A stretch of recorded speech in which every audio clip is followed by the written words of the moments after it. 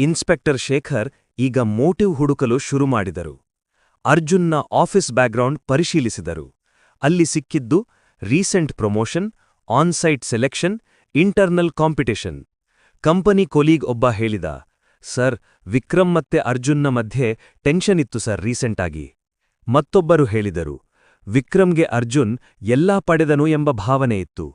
ಇದೀಗ jealousy angle ಸ್ಪಷ್ಟವಾಗುತ್ತಿತ್ತು. ಮತ್ತೆ ನಂದಿನಿಯೊಂದಿಗೆ ಮಾತನಾಡಿದಾಗ ಇನ್ನೊಂದು ಸತ್ಯ ಹೊರಬಂತು.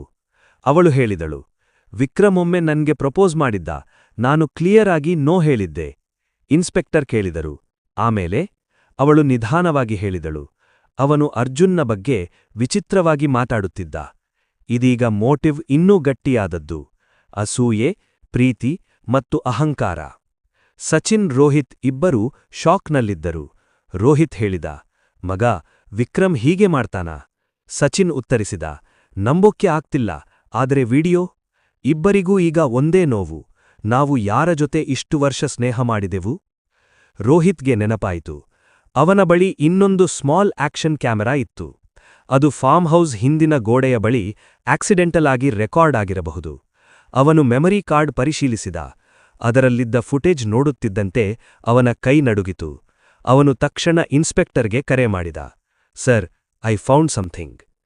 ಫುಟೇಜ್ ಬ್ಲರಿಯಾಗಿತ್ತು. ಡಾರ್ಕ್ ನೈಟ್ ವಿಷನ್, ಆದರೆ ಸ್ಪಷ್ಟವಾಗಿ ಕಾಣುತ್ತಿತ್ತು. ಅರ್ಜುನ್ ಫೋನ್ನಲ್ಲಿ ಮಾತನಾಡುತ್ತಾ ನಿಂತಿದ್ದ. ವಿಕ್ರಮ್ ಅವನ ಹಿಂದೆ ಬರುತ್ತಾನೆ. ಇಬ್ಬರೂ ಏನೋ ವಾಗ್ವಾದ ಮಾಡುತ್ತಾರೆ.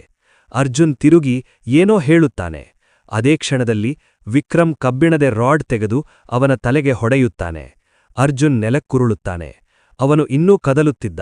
ವಿಕ್ರಮ್ ಹತ್ತಿರ ಹೋಗಿ ನಿಧಾನವಾಗಿ ಹೇಳಿದಂತೆ ಕಾಣುತ್ತದೆ, ನನ್ನಿಂದ ತೆಗೆದುಕೊಂಡದ್ದಕ್ಕೆ ಇದು. ನಂತರ ಅವನು ಅರ್ಜುನ್ ಫೋನ್ ನೆಲಕ್ಕೆ ಎಸೆದು ಸೀನ್ ಸೆಟ್ ಮಾಡಿ ಹಿಂದಿರುಗುತ್ತಾನೆ. ಅದು ಸಂಪೂರ್ಣ ಕೊಲೆ ದೃಶ್ಯ. ಯಾವ ಡೌಟ್ ಕೂಡ ಉಳಿಯಲಿಲ್ಲ. ಇನ್ಸ್ಪೆಕ್ಟರ್ ಶೇಖರ್ ತಕ್ಷಣ ವಿಕ್ರಮ್ ಮನೆಗೆ ಹೋದರು. ಅವನು ಬ್ಯಾಗ್ ಪ್ಯಾಕ್ ಮಾಡುತ್ತಿದ್ದ. ಹೋಗಲು ಸಿದ್ಧ. ಬಾಗಿಲು ತಟ್ಟಿದ ಶೇಖರ್ ಹೇಳಿದರು, ವಿಕ್ರಮ್, ಗೇಮ್ ಓವರ್. ವಿಕ್ರಮ್ ಮೊದಲು ಡಿನೈ ಮಾಡಿದ, ನಾನು ಏನೂ ಮಾಡಿಲ್ಲ. ಇನ್ಸ್ಪೆಕ್ಟರ್ ಲ್ಯಾಪ್ಟಾಪ್ನಲ್ಲಿ ಫುಟೇಜ್ ಪ್ಲೇ ಮಾಡಿದರು. ಸ್ಕ್ರೀನ್ ಮೇಲೆ ತನ್ನದೇ ಮುಖ, ತನ್ನದೇ ಕೈ, ತನ್ನದೇ ಕೊಲೆ. ವಿಕ್ರಮ್ ನಿಧಾನವಾಗಿ ಕುಳಿತ. ಅವನ ಕಣ್ಣುಗಳಲ್ಲಿ ಮೊದಲ ಬಾರಿಗೆ ಭಯ.